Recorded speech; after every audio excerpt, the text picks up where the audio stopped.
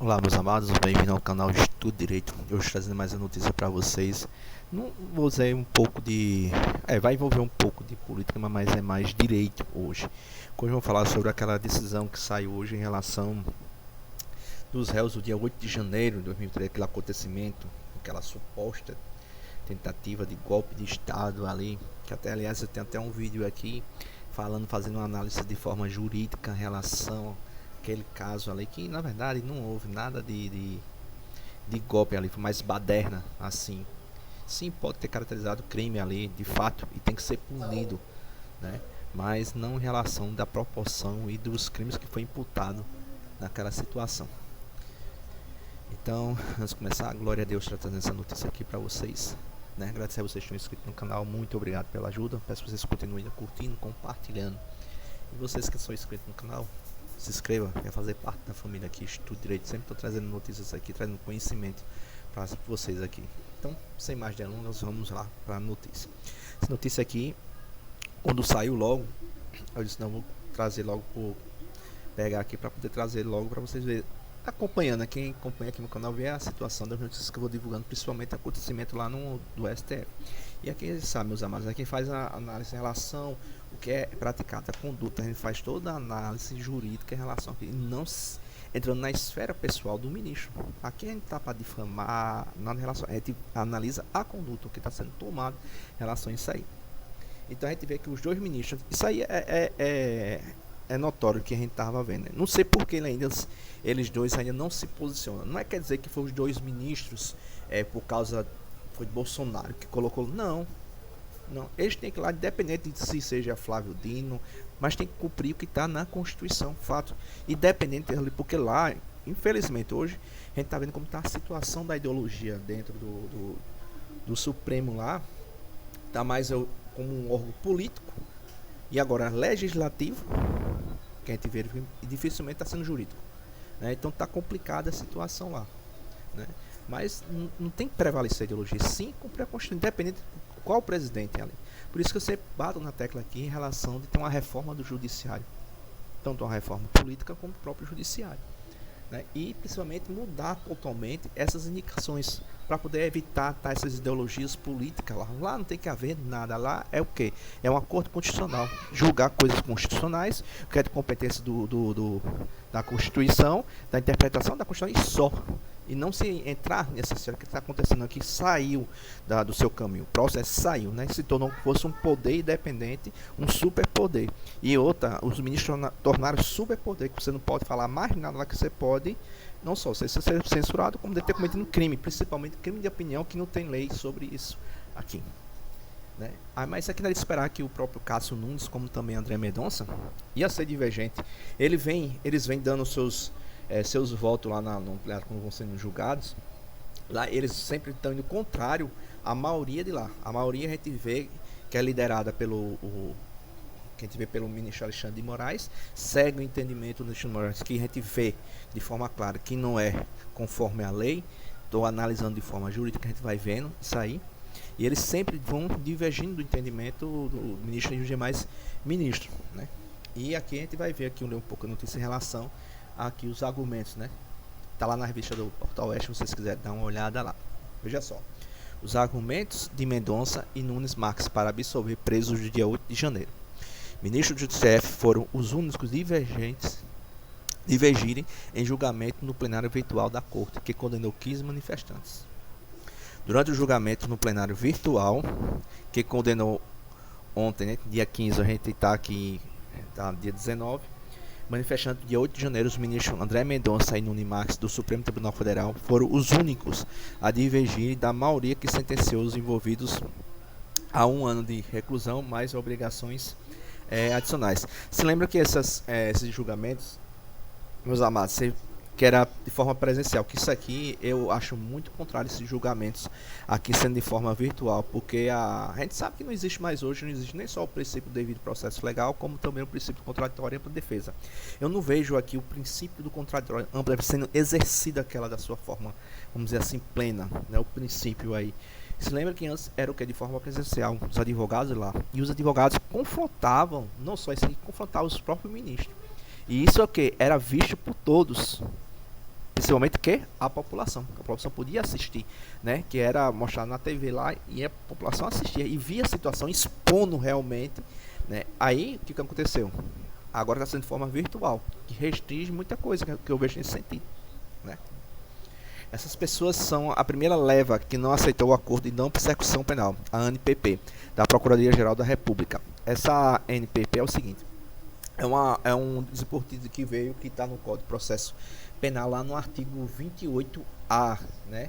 Que é quando a pessoa comete algum crime que é inferior à pena de 4 anos, não violência e grave ameaça. Mas o que, para fazer esse acordo, para a Procuradoria, que é o representante aqui, o Ministério Público, não fazer a denúncia, né? Faz esse acordo, ele não denuncia, mas você tem o quê? Que confirmar o crime. Você tem que confirmar que cometeu o crime. Acabou. E essas pessoas não aceitaram fazer esse acordo, por quê? Porque eles sabem da inocência deles, né? Eu mesmo, se eu pegasse um caso desse aí, eu vendo a inocência, claro, como um advogado, eu ia explicar a situação, que é um acordo de não persecução penal, o que pode acarretar, que é colocar condições, tudo isso aí, para ele não ser penalizado. Também tem antecedentes criminais, não ser residente, essas coisas e tudo. Mas tem esse porém. Você tem que confirmar um crime que você não cometeu. Onde é que ficaria a sua consciência, o seu caráter em relação a isso? São coisas da moral, né, que você tem que pensar, você como advogado, né, expor essa situação e expor do cliente para ser uma coisa melhor para ele poder. Então, o que aconteceu aqui foi que essas pessoas aqui não aceitaram. Não aceitaram por quê? Porque não cometeram o crime que estão imputando a eles, né? Aí o que vamos continuar aqui. Conforme a pena, os manifestantes pagaram 1 ano de reclusão. Além disso, vão ter que obedecer uma série de medidas, algumas delas previstas no acordo da Procuradoria-Geral da República. Mendonça reiterou a incompetência do STF para julgar os manifestantes e defendeu a individualização na análise do caso. Eu tenho um vídeo aqui falando sobre isso. Não existe o foro para essas pessoas estar julgando. Não tem, o STF não tem, tem que ser ali a justiça comum. O que tem acontecido naquele caso era para ter ido para o primeiro grau, a polícia investigar e repassar para o juízo de primeiro grau. Então, essas pessoas não têm foro para ser julgado no STF. Isso tá claro. Isso aqui é um absurdo jurídico que a gente chama na área da gente, é um absurdo, uma pérola jurídica, uma normalidade jurídica, né? É algo assim que você, 10 anos atrás, numa aula de direito constitucional, um aluno perguntasse se uma coisa acontecendo no professor, ele dizia: isso é um absurdo. Essa pessoa aqui tem que ser responsável que fez isso aqui. O juiz que está julgando o caso que é incompetente, se ele está curtindo assim, ele pode ter cometido aí um suposto crime de responsabilidade, não abuso de autoridade. Então, você vê como é o cenário que está em relação a isso aí. Então a gente fala, não é competente. É incompetência, não existe aqui, né? E você vê que Mendonça bate em cima disso aqui, né? E principalmente aqui defendeu a individualização dos casos. Porque assim, o direito penal não é um direito objetivo, mas sim subjetivo. Então ele tem que individualizar a sua conduta. Ver, fulano, João estava lá, cometeu isso aqui, isso aqui, isso aqui. Então na denúncia ele tem que individualizar a conduta de João. Porque é o quê? É um direito penal de forma subjetiva, tem que demonstrar seu dolo ou sua culpa. Então ele tem que demonstrar a sua conduta. E não ser de forma objetiva, como está lá tudo junto ali, mesmo que a pessoa não tenha feito nada, não, vai ser penalizado. Imagine só. Então isso aqui não é o direito penal objetivo. A gente chama isso aí de direito penal do inimigo, né? Vocês podem pesquisar aí sobre esse assunto aí, ó, algo que ele diz. Abre aspas. As denúncias de teor praticamente idêntico, está dizendo que é o seguinte: todo fato narrado pela Procuradoria-Geral da República está demonstrando, né, imputando a todos aquela conduta, sem demonstrar se realmente aquela pessoa praticou a conduta, apontando realmente a individualização dela. Isso não pode, né? É inepta, dá inépcia. Na individualização suficiente as condutas, constatou o juiz do STF. O problema desta narrativa da acusação, porém, é que ela pressupõe, sem comprovação, uma absoluta uniformidade e homogeneidade daquela massa de pessoas, tá vendo? Sem individualizar. Então, é como se fosse ali de forma genérica. Quer dizer, todos ali participaram daquilo ali, sem individualizar se realmente a pessoa participou. Ademais, acaba por implicar a responsabilização objetiva dos denunciados pelo simples fato de estarem no acampamento, só por estarem ali, você ter entrado lá dentro, você ter quebrado nada, você ter feito nada, só porque estava ali, veja só porque estava ali no acampamento. Adiante, Mendonça observou que, embora pudesse haver pessoas mal intencionadas no local, tais circunstâncias, todavia, não autorizam a presunção de que, rigorosamente, todos que lá estavam agiam com as mesmas intenções e, portanto, não permite a imputação uniforme contra todas aquelas pessoas, sem que se aponte elementos, isso aqui é importante aqui, aponte os elementos, aponte a conduta da pessoa, que demonstre individualmente a culpabilidade subjetiva, aquilo que eu falei, o direito penal tem que ser provado de forma subjetiva e não objetiva, de cada qual. Então isso aqui, meus amados, não é porque foi um ministro do Bolsonaro, não, ele está observando a lei, o direito penal, o direito de processo penal. Isso aqui a gente tem que saber, a gente tem que deixar a ideologia de lado aqui. A gente tem que ser justo, usar o bom senso aqui. A justiça tem que ser aplicada. E não a perseguição aqui, por causa de uma ideologia. Independente aqui que fosse também, que até em relação ao caso do atual presidente, quando ele foi processado criminalmente, teve certas situações que eu não concordei em relação ao que o Moro estava fazendo, principalmente com a defesa, mesmo tendo provas ali que ele cometeu crime e tudo ali, que a gente sabe que ele não foi absolvido, mas muitas coisas que Moro fez ali eu não concordei, porque tem que dar totalmente a ampla defesa para o atual presidente. Eu fui em relação a isso aí, bati na tecla disso aí, mas isso não ensejava de ser uma sentença ser anulada, como foi. Então assim, você vê como é a situação. A lei tem que ser aplicada, acabou-se. O ministro falou ainda em ausência de provas aptas contra os denunciados e citou a Defensoria Pública da União, a DPU. Como afirmado pela DPU, os diversos interrogatórios realizados nas centenas de ações penais mostram que entre os presos havia pessoas, veja só, a atenção que ele botou aqui, ele frisou essa atenção aqui. Preste atenção aqui para mostrar a conduta. Entre os presos havia pessoas, por exemplo, que iam ao acampamento vender bugigangas, só para poder vender. Chegou lá, pessoas que estavam, por exemplo, querendo comer alguma coisa, querendo tomar algo, a pessoa estava lá só para poder vender. Trabalhar como cozinheira, comer. Por isso, essas práticas estão longe de ser criminosas e não indicam qualquer adesão ao crime. Para Mendonça, os réus deveriam ser absolvidos. Veja só que ponto a gente chegou. A pessoa estava lá para vender água e foi imputado um crime que nunca fez. Por isso que essas pessoas não aceitaram esse acordo e não persecução penal. Veja só porque eles não aceitaram isso aí. Agora vamos lá para o voto de Nunimax, que foi semelhante ao André Mendonça. Nunimax usou argumentos semelhantes aos de Mendonça. O magistrado também constatou que o STF é incompetente para julgar os manifestantes. Isso aqui é fato. Isso aqui não tem como se discutir, mas infelizmente a gente vê que a ideologia precede o direito. Né? Eu não posso nem falar se a gente está numa democracia, se existe ainda mais o devido processo legal.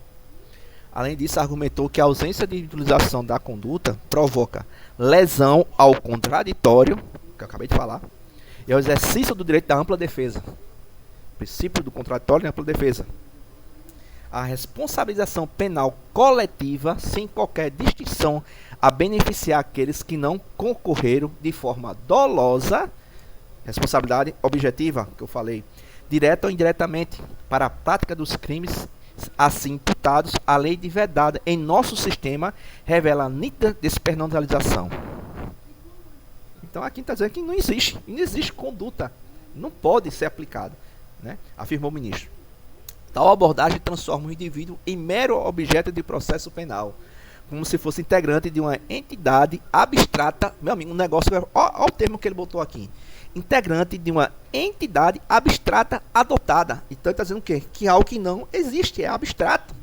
Então não foi cometido unitariamente de responsabilidade criminal. De acordo com o Nunimax, a fragilidade das provas produzidas na fase administrativa, que ele fala nessa fase administrativa e na investigação, tanto que no momento do oferecimento da denúncia, a própria acusação reconheceu a necessidade de diligências complementares para identificar a parte denunciada como autora dos fatos. Desta forma, não havia suposto probatório suficiente sequer para o recebimento da denúncia, dada a ausência de indícios fundados de autoria, disse o magistrado. Segundo o magistrado, a acusação não conseguiu reunir elementos probatórios suficientes contra os manifestantes. Pronto. Isso aqui foi o voto, tanto no Nunimax e André Mendonça, meus amados. Mas, infelizmente, a gente sabe, né? não prevaleceu, porque a maioria acabou condenando, mesmo a gente não vendo que é incompetente, não tendo provas, foi de forma objetiva, distorcendo, saindo totalmente do próprio direito penal, que aqui para mim eu não vejo direito penal aqui, processo penal sendo aplicado aqui, para poder condenar pessoas inocentes. Mas pelo menos aqui é algo bom que a gente pode ver aqui, que pelo menos duas pessoas lá estão tendo consciência, né? Tá tendo consciência em relação ao que está acontecendo, né? E que isso ali, esse entendimento volte para os outros, seja contaminados também, eles também, né? Que o que eu quero assim, meus amados, que os ministros lá, eles voltem realmente, traga de volta o STF para os trilhos, né? Que é como eu sempre digo assim, ore, meus amados, porque eu creio que Deus pode tocar no coração desses ministros, eles podem se arrepender, né? Realmente está fazendo essas coisas e se votar. Deus controla o coração do rei, ele bota tanto para a direita ou para a esquerda. Então é isso aí, buscar em Deus, que eu sei que vai ter justiça aqui, Deus vai fazer justiça, né? E a gente vê esses dois ministros se posicionando, que venha mais ainda se posicionar mais ainda, para poder demonstrar realmente, porque lá fora, de forma internacional, a gente já sabe como é que está a situação, todo mundo já sabe. Tem projeto lá no Congresso americano já para poder barrar eles, os ministros não vão poder mais entrar nos Estados Unidos, os passaportes deles vão ser revogados. Veja a situação que já está em relação a esses ministros. Não vai poder vir. Isso aí vai chegar um momento, se Trump, que vai ter eleição agora em novembro, ganhar, vai piorar mais ainda a situação deles. Isso aí com certeza vai chegar em outros países. E já está chegando. Quem tiver a União Europeia falando, a gente vê a Argentina falando. Então veja a situação que está ocorrendo. Vai chegar o momento que eles mesmos vão ficar trancados aqui no Brasil, não vão poder mais sair. E aí? E as coisas vão piorar porque vão ter sanções econômicas. Isso é muito grave para o Brasil, por causa dessa situação. Mas a gente vê, pelo menos, glória a Deus, que essas pessoas estão se levantando, né? Que foi de forma jurídica, sem ideologia aqui, meus amados. Você pode ver que em nenhum momento aqui teve um momento de forma ideológica aqui. Simplesmente a lei. Nua e crua, como se diz. Simplesmente a lei aqui. Você pode ver. Pode pegar algum jurista mesmo, que é de esquerda mesmo, de forma coerente, sempre sem tirar de forma ideológica, que ele vai ver que foi de forma coerente aqui, foi a lei sendo aplicada, né? Que é o justo. Então tá aí, meus amados, tá essa notícia para vocês, o que vocês acham disso aí? Comenta aí, né? Mas glória a Deus, que a coisa tá sendo mudada, né? Até mais, Deus abençoe vocês.